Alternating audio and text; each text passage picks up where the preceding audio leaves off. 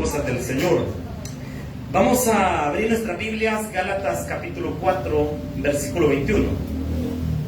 Gálatas 4:21. Vamos a hablar de la alegoría de Sara y Agar. Voy a explicar qué es una alegoría para que lo entendamos de manera más clara, a qué nos referimos con una alegoría. Vamos a explicar por qué Pablo toma a Agar y Sara como modelos de una ilustración, y vamos a entender este día, creo que de una manera muy hermosa que Dios dejó en esta parte de la Escritura, qué es la ley y qué es la gracia. Y vamos a ver cuáles son las cualidades de estar bajo la gracia y las cualidades de estar bajo la ley. Así que Gálatas capítulo 4, versículo 21. Cuando lo tenga, por favor, me regala un fuerte amén. Amén. Leemos la palabra en nombre del Padre, del Hijo y del Espíritu Santo del Señor. Decidme, los que queréis estar bajo la ley, ¿no habéis oído la ley? Porque está escrito que Abraham tuvo dos hijos, uno de la esclava y otro de la libre. Pero el de la esclava nació según la carne, mas el de la libre por la promesa.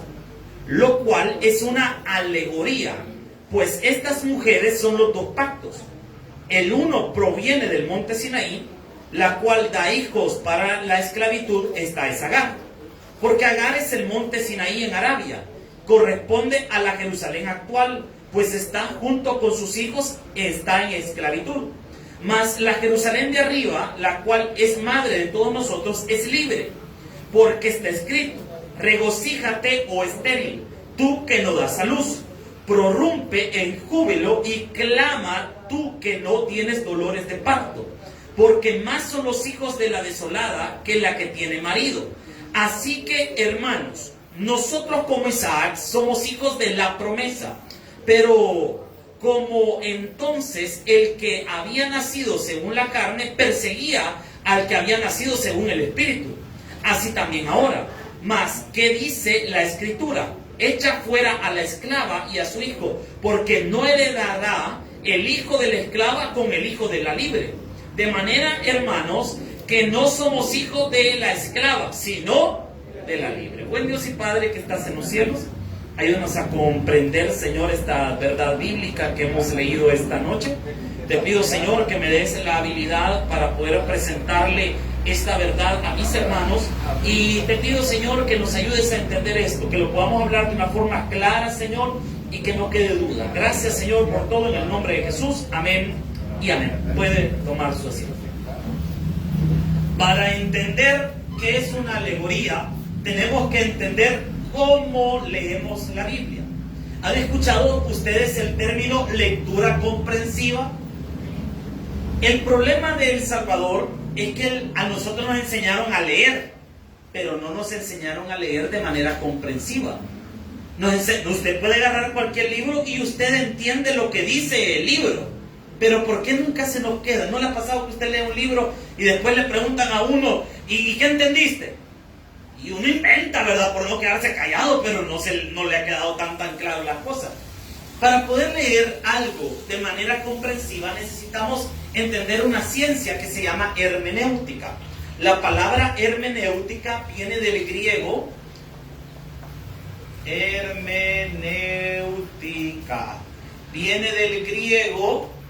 hermeneu, que quiere decir mensaje. El hermeneu era un mensajero, prácticamente en la antigüedad, era un mensajero. Para los griegos, cuando oían la palabra hermeneu, se les venía a la mente alguien que comunicaba un mensaje, algo. Entonces, la hermenéutica es la ciencia de la interpretación. Hay dos maneras de interpretar, hay dos grandes maneras de interpretar. Hermenéutica, dijimos que es la ciencia de la interpretación. Si yo le preguntara a usted el día de mañana, hermano, ¿se recuerda lo que vimos el miércoles? ¿Se recuerda qué es la hermenéutica? ¿Qué me diría usted? Es la ciencia de la interpretación. Ahora, en la hermenéutica hay dos grandes formas de interpretar la Biblia. Una es la alegorización o la alegoría, Y la segunda es la literalidad.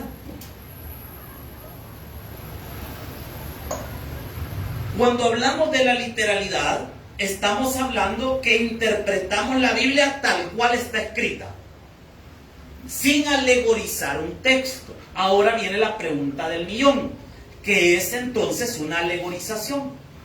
Una alegoría es una figura retórica que consiste, es como una metáfora extendida, o en otras palabras, como una forma de ilustrar algo, donde tomamos elementos que hay en una narración, y estos elementos nos ayudan a poder entender algo. Por ejemplo, alguien podría decir, en una manera alegorizada, la justicia es una mujer ciega, podríamos decirlo de esa forma, con una balanza en la mano. Estamos ilustrando la justicia. Eso es una alegoría. Cuando utilizamos una figura para ilustrar algo, no necesariamente, y esto es bien interesante, la alegoría no necesariamente va a respetar la literalidad de algo, sino que simplemente es una manera para ilustrar algo. Nosotros en materia de hermenéutica no utilizamos la alegoría. No utilizamos la alegoría. Nosotros respetamos la literalidad del texto. Nosotros nos vamos por la literalidad. Como intérpretes de la Biblia, nosotros interpretamos la Biblia literalmente. Y me diría alguien, pero ¿y para sacar una enseñanza de la Biblia, una enseñanza moral, como hacen los que predican la palabra? Entonces nosotros vamos a otra cosa. Dentro de la literalidad, dejemos la alegoría por un ratito, y ya le voy a explicar bien esto. Agarramos la literalidad del texto y hacemos algo que se llama exégesis. ¿Y qué es eso? Es extraer del texto puntos básicos y fundamentales del pasaje, y luego de esos puntos básicos aplicamos esa realidad a nuestra vida. Por ejemplo, Jesús nos dijo que teníamos que orar siempre. Lo dijo literalmente así, que teníamos que orar siempre. ¿Amén o no amén? ¿Cómo aplicamos esto a nuestra vida? Que tenemos que orar siempre. Esa es una aplicación. Por otro lado, la alegoría toma elementos como lo que está haciendo Pablo acá y da una enseñanza. Pablo va a alegorizar una historia del Antiguo Testamento para ilustrar la gracia y la ley. Entonces, venimos acá a la lectura de la palabra y vemos a Pablo que nos va a ilustrar cómo trabaja la ley y cómo funciona la gracia a través de la alegorización de una historia del Antiguo Testamento. La alegoría es peligrosa. Nosotros como pastores no solemos usar alegorías. ¿Por qué? Porque le pierde a veces el sentido al texto de la Biblia. Por ejemplo, ¿ha escuchado usted predicadores hablar de aquel famoso mensaje, las 5 piedras de David?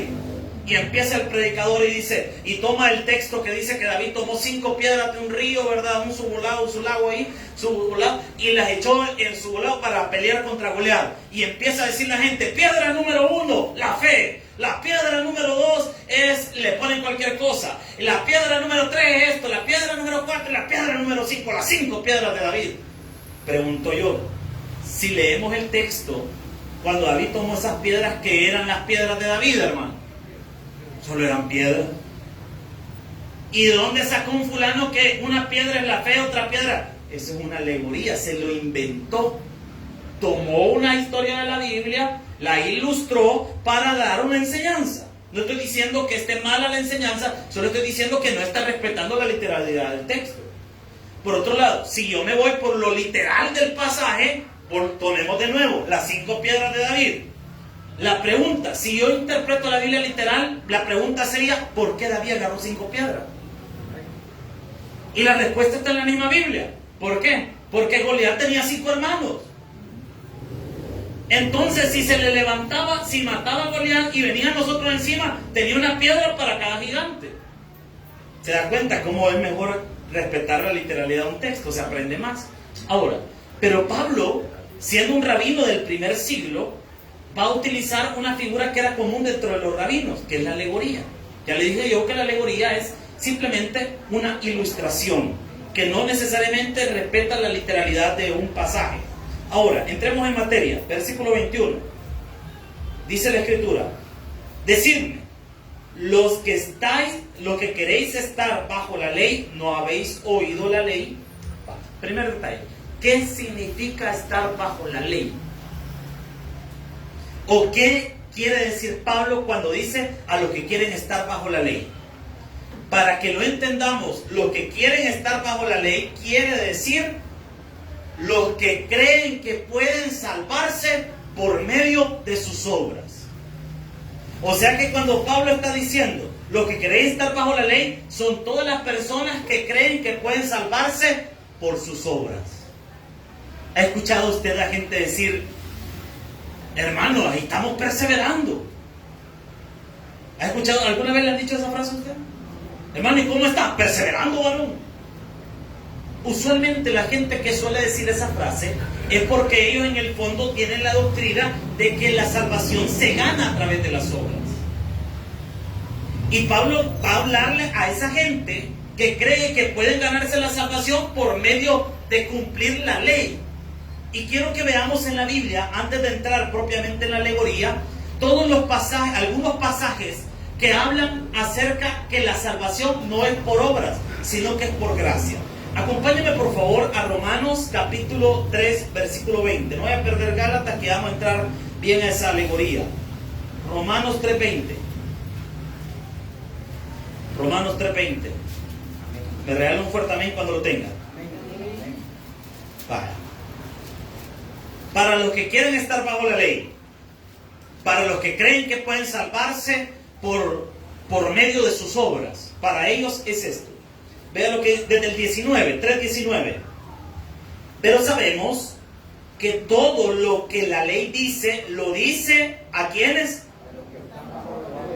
¿Y quiénes son los que están bajo la ley? Los que quieren salvarse por medio de sus obras. Amén. Para que toda boca se cierre y todo el mundo quede bajo el juicio de Dios. En pocas palabras, la ley nos ilustra y nos muestra todos nuestros pecados. La ley es un escáner que nos permite analizar nuestra conducta y ver qué tan agradables somos a Dios en nuestra conducta o qué tan lejos de Dios estamos. El parámetro para medir nuestra vida no es la vida de otro hermano, ni siquiera son mis propios pensamientos.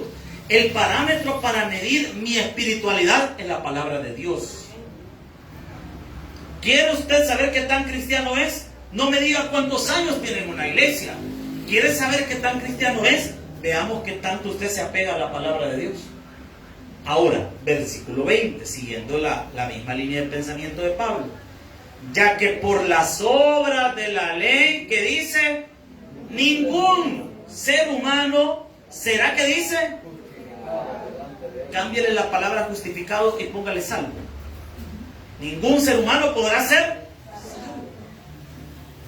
¿Por qué? Para que yo sea salvo por medio de mis obras, tengo que cumplir los 613 mandamientos de Dios todos los días de mi vida, sin fallar ni siquiera en uno. ¿Quién puede cumplir eso, hermano? Solo Jesús. Porque alguien puede decir: mire, yo he cumplido la ley de Dios. Yo no como ninguna de las cosas que dice la Biblia que no hay que comer. Yo no hago nada malo. Pero ahora viene el detalle. ¿Ha visto usted mal al prójimo? Solo un par de veces. Ah, pues ya pecó. Y como ya pecó, ya perdió todo lo que había ganado. Porque el que incumple en uno de los puntos de la ley, la violenta toda. Eso es lo que nos enseña Santiago capítulo 2, versículo 10. Si alguien lo puede buscar, solo una persona para que lo lea a todos nosotros, Santiago 2:10. Para que vea que no le estoy mintiendo. No voy a perder Romanos, que ahí estamos todavía. Solo es para ilustrar esto.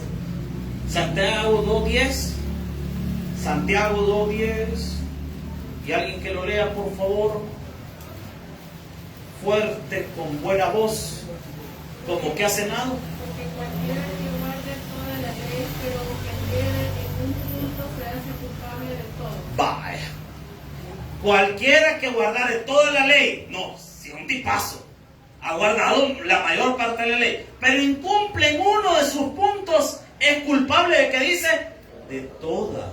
Por eso es que no se puede salvar por medio de la ley. Y Pablo en Romanos nos dice en el versículo 20, será justificado delante de él, porque por medio de la ley él es el conocimiento del pecado. O sea que la ley para nosotros debe ser un espejo. La ley para nosotros es un espejo. ¿Y para qué nos sirve el espejo? Para ver nuestros errores, exactamente. Para eso sirve la ley, para que podamos ver nuestros errores. No es para salvarnos, porque si quisiéramos salvarnos por medio de la ley, tendríamos que cumplirla toda. Y vea lo que dice la palabra, versículo 21. Pero ahora, aparte de la ley, dice Pablo, se ha manifestado el que dice. ¿Y cuál es la justicia de Dios? Jesucristo. ¿Y por qué Jesús es la justicia de Dios? Por dos cosas. Punto número 1. ¿Por qué Jesús es la justicia de Dios? Porque Cristo cumplió toda la ley de Dios. Jesús dijo, yo no he venido a abrogar la ley, sino a cumplirla. Jesús cumplió toda la ley. Y número 2, porque Jesús llevó todos nuestros pecados sobre él y pagó nuestra deuda. Dios fue justo. ¿Por qué? Porque no es que Dios se hizo el ojo pacho con nuestro pecado. Hubo alguien que pagó por nuestro pecado. Y ese que pagó fue nuestro Señor Jesucristo. Por eso es la justicia de Dios. Y vean lo que dice la palabra. Testificada por la ley y por los profetas. Es que toda la Biblia tiene un solo tema central. ¿Cuál es ese tema central? Nuestro Señor Jesucristo. Toda la Biblia, la ley y los profetas hablan de un solo tema. ¿Y cuál es ese tema? El advenimiento del Hijo de Dios. Y el Nuevo Testamento nos cuenta cómo el Hijo de Dios vino y murió y resucitó al tercer día. Pero también el Nuevo Testamento nos anuncia que el Hijo de Dios volverá. O sea que el tema de toda la Biblia es Cristo. Él es el tema de toda la Biblia. Ahora avancemos, versículo 22. La justicia de Dios por medio de la fe en Jesucristo, para que todos los que creen en Él, porque no hay diferencia, por cuanto todos pecaron y están destituidos. O sea que todos necesitamos de Jesucristo. ¿Y por qué todos los seres humanos, sin importar si son judíos, si son alemanes, si son salvadoreños, si son estadounidenses, la nacionalidad que sea? ¿Por qué ricos, pobres, cualquier persona? Porque todos necesitamos de Jesús por un motivo. ¿Y cuál es ese motivo? Todos somos pecadores. O sea que aquí no se puede venir a parar a alguien en el púlpito y decirle, mírenme, yo soy una persona que no peca. El día y la hora que el predicador de una iglesia se sienta superior a todos porque no peca, ese día salga de ese lugar que es una secta. ¿Por qué? Porque el pastor de la iglesia no es el héroe de la iglesia. Amén. El héroe de la iglesia se llama Jesucristo. Y la labor del pastor es enseñarle a la gente la vida y el amor de ese héroe que es nuestro Señor Jesucristo. Si eso aplauso para Dios, yo se lo doy corazón. El propósito de la iglesia no es que nos vean a nosotros y la gente de afuera diga, wow, los hermanos del Taber Prado 2 son excelentes cristianos. No, el objetivo nuestro es que la gente pueda ver a nuestro Señor Jesucristo. No se trata de nosotros esto, o de tirarnos salsa a nosotros como grandes espirituales, sino de mostrar que hay un único Dios verdadero que nos ama a todos y que ha dado la vida por todos nosotros. No se trata de nosotros esto. Y vean lo que dice la palabra del Señor, 23, por cuanto todos pecaron y están destituidos. Pero vea el versículo 24, siendo justificados, como dice, por su gracia. Es que ahí está el detalle. Cuando Jesús murió en la cruz del Calvario, ¿acaso nosotros merecíamos ese sacrificio? No. Si nosotros estábamos muertos en nuestros delitos y pecados. Pero Él aún así decidió venir al mundo, morir por nosotros. ¿Y qué es eso? La gracia de Dios. Hermano, si usted no es capaz de ver la gracia de Dios en su vida, discúlpeme, usted no está viendo a Jesús en su vida. Las cosas que pasan en nuestra vida no son porque las merecemos. Las cosas que pasan en nuestra vida es porque Dios ha sido maravilloso con nosotros. Y es su gracia. Ahora, versículo 28, por si acaso alguien todavía tiene ganas de querer salvarse por sus obras. Vea la conclusión que llega Pablo. Concluimos pues que el hombre es justificado, le dije que eso es salvo, justificado por fe, sin que dice. Ahí está. O sea que si alguien a usted le sale, yo me quiero ganar mi salvación, léale todos estos pasajes. Porque a veces la gente cree que tiene que ayudarle a Jesucristo. Es que es la gracia de Dios y ya no hay nada más. Y entonces, pastor, ¿por qué me comporto bien o por qué tengo que portarme bien? Porque se supone que usted y yo tenemos una nueva naturaleza. Y esa nueva naturaleza nos empuja a hacer cosas agradables a los ojos de Dios. Si a usted no le nace hacer cosas agradables a los ojos de Dios, lo más probable es que usted no ha nacido de nuevo. Se lo compruebo con la Biblia. Gálatas capítulo 2, versículo... Sí, Gálatas 2, creo que... No, Efesios capítulo 2, versículos 18 en adelante.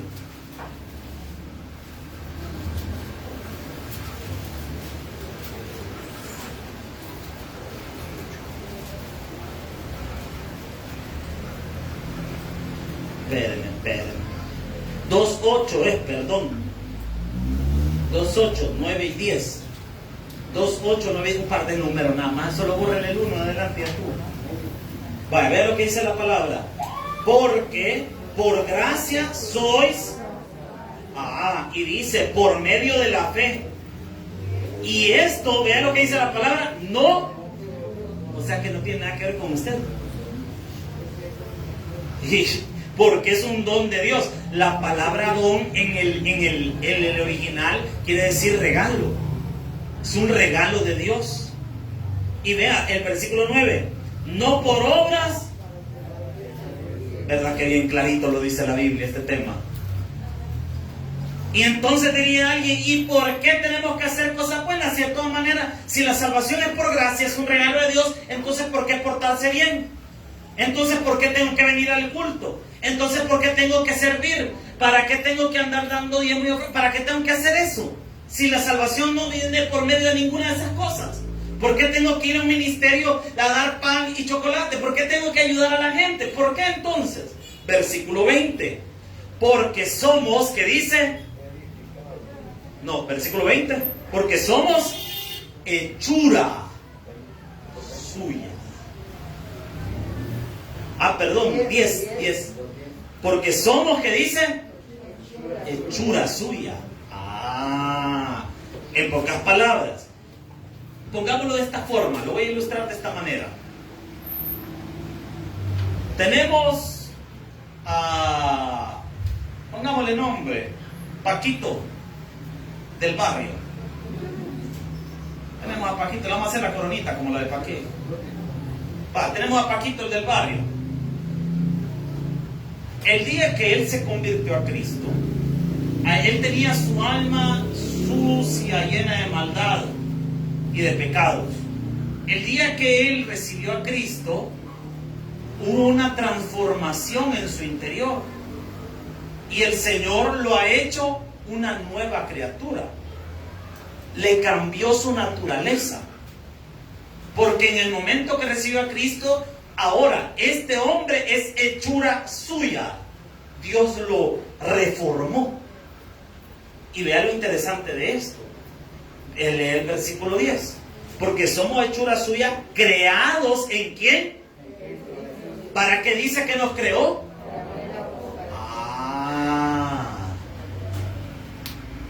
O sea que cuando el Señor me hizo nacer de nuevo, puso en mí una nueva naturaleza. Y esa nueva naturaleza me empuja a hacer cosas buenas. No hacemos obras buenas para salvarnos. Hacemos obras buenas porque somos salvos. Si alguien a estas alturas del partido se está preguntando si tiene que congregarse o no congregarse, yo la pregunta que le haría a usted es si está seguro de su salvación. No, hermano, yo estoy seguro de mi salvación. ¿Acaso no siente usted en su nueva naturaleza en la necesidad de ir a una iglesia y sentarse y escuchar palabra? ¿Por qué no? Porque el congregarse para un hijo de Dios es una necesidad.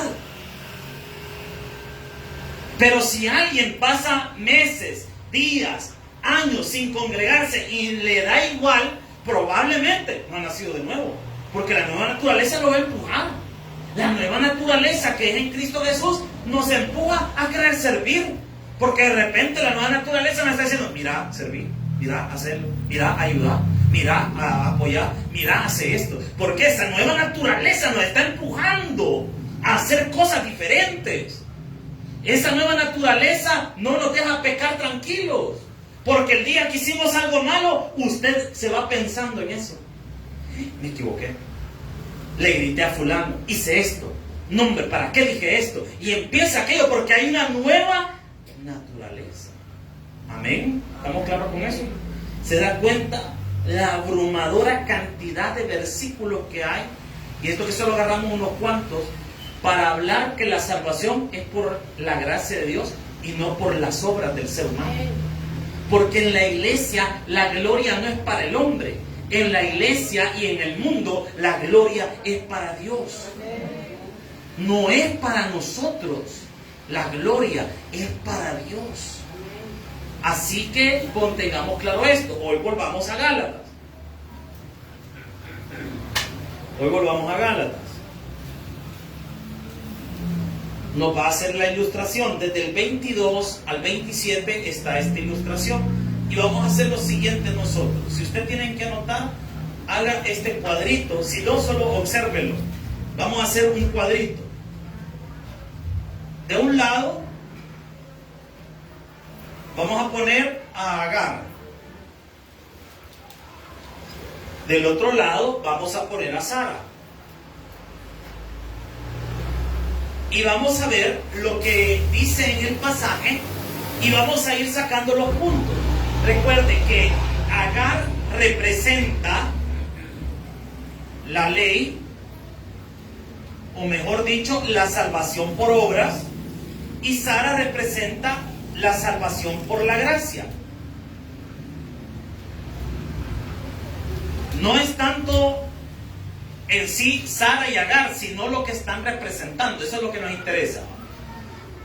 Recuerde, Abraham tuvo una esposa, llamada Sara, pero que pasaban los años y no podía dar a luz. Entonces Sara se le ocurre algo que tiene que ver con su contexto cultural, porque alguna gente dice, mire esa Sara, gran perversa, ¿verdad? Le metió a la cipotía al viejito. No. En el contexto de la Mesopotamia, de la época de Abraham, había algo que se le conoce como el Código de Hammurabi. Y en el Código de Hammurabi, que es una especie de código procesal, civil y penal, en ese código se establece que si una mujer, que es la ama de una casa, no puede dar a luz, que puede el amo de la casa involucrarse sexualmente con una de las esclavas, y que el hijo de la esclava va a ser como un hijo de la dueña de la casa. Entonces Sara lo que hace es que recurre a lo terrenal para solucionar un problema que no es terrenal, sino que su índole es espiritual. Porque la esterilidad de Sara sí era un problema material, pero lo que venía detrás de esto era lo espiritual. ¿Por qué? Porque Dios se iba a encargar y se iba a glorificar en Sara, haciéndola tener un hijo en su vejez. No comete el error de Sara, hermano, queriendo solucionar cosas de manera material cuando la solución es de carácter espiritual. Entonces Sara comete el error, entrega a Agar, Agar tiene un hijo, Sara después también concibe, y vamos a ver cómo este suceso del libro de Génesis Pablo lo utiliza para ilustrarnos la salvación por obras y la salvación por la gracia. Vamos a ir anotando punto a punto. Vamos desde el versículo 22.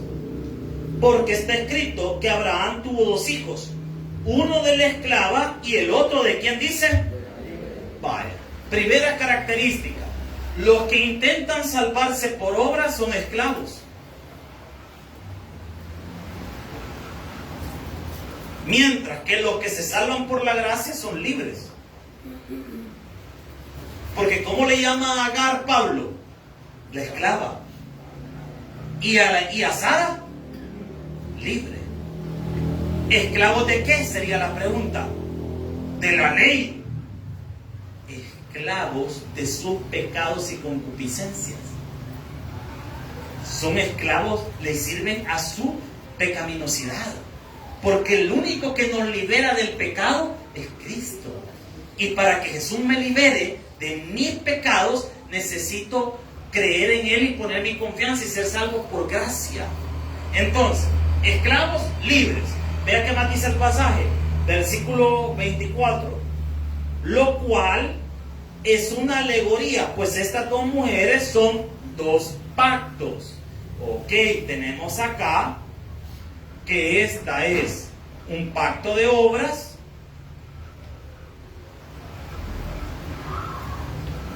y este es un pacto de gracia.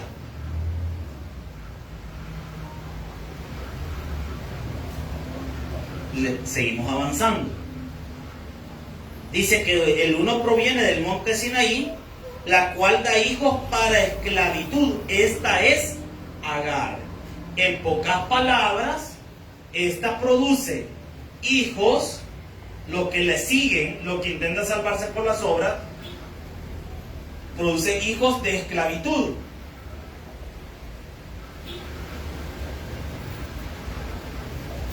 En pocas palabras, podríamos decirlo de otra manera, son personas que están cerrados por sus pecados o, como le conocemos, carnales. Mientras que por otro lado, la contraparte sería Sara, sus hijos son libres. Sigamos avanzando, porque el tiempo se me está yendo. Porque Agar es el monte Sinaí en Arabia, que corresponde a la Jerusalén actual, pues está junto con sus hijos, está en esclavitud. En pocas palabras, es el pacto del Sinaí.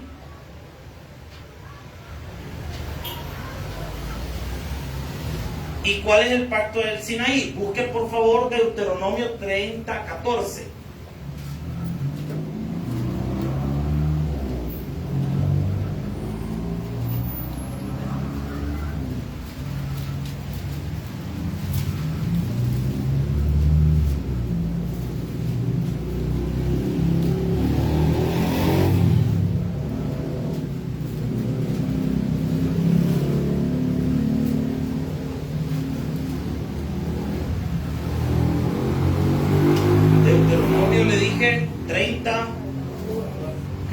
Deuteronomio 30:14, lo vamos a leer.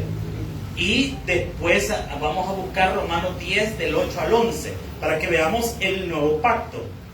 Le dije que Agar representa el pacto en el Sinaí, y para que nos quede claro cuál es el pacto en el Sinaí, está enlazado o está abreviado o la esencia de este pacto lo encontramos en el 30:14 de Deuteronomio. Vea lo que dice la palabra. Porque muy cerca de ti está la palabra, en tu boca y en tu corazón. ¿Para qué dice? El pacto del Sinaí o el pacto de la ley tiene que ver únicamente con el cumplimiento estricto de las normas, con un cumplimiento de normas. Por otro lado, el nuevo pacto que representa a Sara, la gracia de Dios, nos dice otra cosa. Romanos capítulo 10, versículo 8 en adelante. Romanos capítulo 10, versículo del 8. ¿Está aprendiendo, iglesia? Romanos capítulo 10 del 8 en adelante. Vean lo que dice la escritura. ¿Lo tiene? Más que dice, cerca de ti está la palabra, en tu boca. Va, deténgase ahí. ¿Verdad que es lo mismo que decía Deuteronomio? Por lo menos hasta ahí sí. Pero ¿qué dice después? Ahí es donde cambia la cosa. Esta es la palabra de fe que predicamos. Allá decía, para que lo cumplas, en Deuteronomio. Y aquí dice, una palabra de fe que predicamos. ¿Y cuál es esa palabra de fe en la que se basa el nuevo pacto? Versículo 9. Que si confesares con tu boca que Jesús es el Señor y creyeres en tu corazón que Dios le levantó de los muertos, serás. Y todavía nos dice el 11, pues la Escritura dice, todo aquel que en él cree no será. O sea que la base del pacto Sinaí, del pacto en el Sinaí, son obras, mientras que el fundamento del nuevo pacto es fe en Cristo. Se va notando la diferencia. Eso es lo que Pablo quiere hacer en esta ilustración, al plantearnos este cuadro. Esto es lo que Pablo nos está planteando en la lectura. Nos está poniendo un punto de este lado, un punto de este lado, un punto de este y un punto de este. Y vea qué interesante se pone esto. Todavía esto tiene algo más que tenemos que estudiar. Vea lo que dice la palabra. Estamos en el 25, ¿verdad? Porque Agar es el monte Sinaí que corresponde a la Jerusalén actual, pues está junto con sus hijos en esclavitud. O sea que, aquí ya me acabó la pizarra, pero aquí te diría Jerusalén actual, la terrenal. Mientras que la gracia está ligada a la Jerusalén celestial. Las promesas de la iglesia no son como las promesas de la nación de Israel. Las promesas para Israel eran terrenales. Las promesas de la iglesia son celestiales. A Israel se le prometió una tierra aquí en este mundo. A la iglesia se le ha prometido los cielos. ¿Va viendo la diferencia? Ahora, vea qué más dice la palabra. 26. Mas la Jerusalén de arriba, que es la celestial, la cual es madre de todos nosotros, es como. Y voy a utilizar un versículo que está en Isaías 54:1, que está en el versículo 27 acá. Dice, porque está escrito, regocíjate, oh estéril, tú que no das a luz, prorrumpe en júbilo y clama, tú que no tienes dolores de parto, porque más son los hijos de la desolada que la de que no tiene marido. Interesante que Pablo utilizara este versículo, porque este versículo en Isaías representa la cautividad de Israel, que estaban en la esclavitud, en la cautividad, y estaban como que no daban fruto. Por eso le dice tú la estéril. Pero la promesa de Isaías 54:1 es que Israel iba a retornar a su tierra prometida y iban a dar frutos. Eso es básicamente lo que representa ese versículo en el Antiguo Testamento. Pero Pablo lo utiliza para darle una promesa a la iglesia. ¿Y cuál es esa promesa? Que Dios va a hacernos fructificar a la iglesia. Ahora, vea qué interesante. Versículo 28, voy avanzando. Así que, hermanos, nosotros como Isaac somos hijos de, ¿qué dicen? En pocas palabras podríamos decir que nosotros somos hijos de la promesa de Dios de redención. Y esa promesa de redención se está cumpliendo en todos los que hemos puesto nuestra fe en Cristo. Juan 1:12 dice, mas a todos los que le recibieron, a los que creen en su nombre, les dio la potestad, o es decir, la autoridad de ser hechos. O sea que usted y yo dejamos de ser criaturas y nos convertimos en hijos. Y como hijos de Dios tenemos por herencia todas las promesas de Dios. Usted y yo no somos cualquier cosa, hermano. Si usted es un hijo de Dios, si no se sienta menos que nadie, hermano, que de repente alguien diga que a mí Dios, pobrecito yo. No, hombre, hermano, si usted es un hijo de Dios. Y vea qué interesante lo que dice la Escritura, 29. Pero como entonces el que había nacido según la carne perseguía al que había nacido según el Espíritu, así también ahora. Es exactamente lo que estamos pasando en nuestros días. La gente, los carnales, siempre persiguen a los espirituales. La gente que no ha nacido de nuevo ataca a las personas que sí han nacido de nuevo. ¿Por qué? Hay algo que el Señor ha permitido en su obra, y es que el trigo y la cizaña crezcan juntos. Y lo triste de esto es que nosotros no podemos saber quién es trigo y quién es cizaña. Pero dentro de toda congregación y en todas las iglesias crece el trigo y crece la cizaña. Así que si usted ve a un hermano que no anda muy bien y que no, como que no le importan las cosas de Dios o no le importa el Señor, es porque él es cizaña. Pero la pregunta del mío en esta noche sería, hermano, ¿y usted qué es? ¿Trigo o cizaña? Si usted ve a su vecino, ¿qué planta le ve? Cizaña. Sí, trigo o cizaña. Pero usted no lo sabe, porque eso solo lo sabe Dios. Entonces, ¿qué tenemos que hacer nosotros? Seguir adelante en Cristo, porque las promesas para nosotros son espirituales y van a ser reales en nuestra vida. Y vea qué interesante, seguimos avanzando. Versículo número 30. Más que dice la Escritura: echa fuera a la esclava y a su hijo, porque no heredará el hijo de la esclava con el hijo de la libre.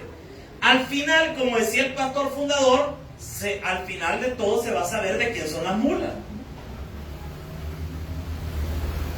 Al final de todo, al final del camino, por sus frutos los conoceréis. Nuestra tarea no es andar señalando quién es trigo ni quién es cizaña. Nuestra tarea, ¿cuál es? Obedecer a Jesús, porque al final se va a saber quién es trigo y quién es cizaña. Al final se va a saber. Por eso es importante, mis estimados hermanos, que comprendamos que el punto medular de esto es si la persona recibió o no recibió a Cristo.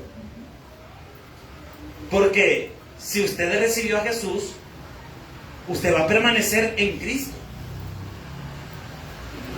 Pastor, me comentaba alguien, mire, y si alguien alguna vez estuvo en la iglesia y de repente lo vemos que fue una secta, sencillo, esa persona nunca fue trigo, fue cizaña, nunca conoció a Jesús. Por eso es que Juan escribe ya en las epístolas, primera, segunda y tercera de Juan: estaban con nosotros, estuvieron con nosotros, pero no eran de nosotros. Hay gente que puede estar en la iglesia, puede venir a la iglesia, puede hasta servir a la iglesia, pero su final, si se apartó de Dios, nunca estuvo con Dios. Yo siempre he dicho algo, desde que le escuché un sermón a mi esposa hace años, que me gustó mucho y hasta la fecha lo recuerdo. Decía ella: no solo se trata de comenzar bien, sino de terminar bien. Hay gente que en la iglesia empieza bien, pero terminan mal. Entonces el problema es que si yo empecé bien y terminé mal, entonces desde el principio estuve mal. Porque el que comienza bien va a terminar bien su carrera en la fe. Si alguien realmente conoce a Jesús, no se va a ir a una secta. Usted no se va a ir a una secta, ¿por qué? Porque usted conoce a Jesús. Usted puede llegar en un futuro, ya sea porque se mudó a otra parte o porque algo no le pareció de la iglesia y usted dijo: bueno, ya no me siento a gusto, me voy a congregar en otro lado. Está bien, pero usted va a buscar una iglesia donde aprender.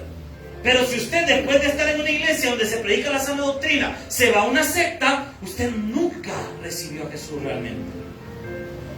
Porque la nueva naturaleza lo va a empujar a usted a estar en un lugar donde se enseña la sana doctrina. Y vea lo que dice la Escritura, y con esto finalizo porque el tiempo ya se me terminó. Más que dice la Escritura: echa fuera a la esclava y a su hijo, porque no heredará el hijo de la esclava con la libre. De manera, hermanos, que no somos hijos de la esclava, sino de la libre. Nosotros no pertenecemos al pacto de la ley, pertenecemos a la gracia de Dios. Nosotros no vivimos por nuestras obras, nosotros vivimos por la gracia de Cristo. Y hacemos cosas buenas porque hay una nueva naturaleza en nosotros que nos empuja a hacer las cosas buenas. Esa nueva naturaleza nos empuja a orar. Esa nueva naturaleza nos empuja a leer la Biblia. Esa nueva naturaleza me empuja a perdonar al prójimo. Amén, iglesia. Esa nueva naturaleza me empuja a perdonar a mi pareja y a llevar bien mi matrimonio, porque no lo hago por mi pareja, lo hago por Dios. Esa nueva naturaleza empuja a los jóvenes a ser obedientes con sus padres. ¿Por qué? Porque tengo una nueva naturaleza. Mi nueva naturaleza me impide faltarle respeto a mi padre y a mi madre. ¿Por qué? No lo hago por ellos, lo hago por Dios, porque la nueva naturaleza en mí me empuja a respetar a mi padre y a mi madre. Pero si a usted le da igual faltarle respeto a sus padres, probablemente esa nueva naturaleza no existe en usted. Si a usted no le da miedo hacer cosas malas, bajarse al prójimo y le da igual hacer cosas correctas como hacer cosas malas, probablemente la nueva naturaleza no habita en usted. ¿Cuántos hombres estamos en la iglesia? Si a usted no le da miedo estar vigilando a la mujer que no es suya, y no hay algo que le ponga en su mente y en su corazón y le diga no lo hagas, muy probable que la nueva naturaleza no esté en usted. ¿Cuántas hermanas están en la iglesia? La nueva naturaleza te impide andar viendo al prójimo, sería, o al hombre que no es suyo. ¿Por qué? Porque la nueva naturaleza le habla y le dice no lo hagas, no lo codicies. ¿Por qué? Porque no es tuyo, aparte está bien feo. La nueva naturaleza me impide hacer cosas. Y la nueva naturaleza me mueve a hacer la voluntad de Dios. La pregunta sería en esto: ¿qué naturaleza tenemos? Yo por eso he dicho algo y lo sostengo. Yo en la iglesia ya entendí algo. Yo no tengo que andar presionando a nadie. ¿Por qué? Porque al final, si yo presiono a alguien y su naturaleza no es la nueva naturaleza, no va a dar fruto. Entonces yo voy a trabajar con los que quieran trabajar, porque los que quieran trabajar son los que la nueva naturaleza los lleva a entender que tienen que servirle a Dios. Por eso la clave de esto: pregúntese, ¿qué naturaleza está en usted? ¿La celestial o la terrenal? Eso usted y Dios lo saben. Regalen un fuerte aplauso al Señor. Vamos a orar. Dios y Padre que estás en los cielos, gracias, Señor, por esta palabra que nos has dado.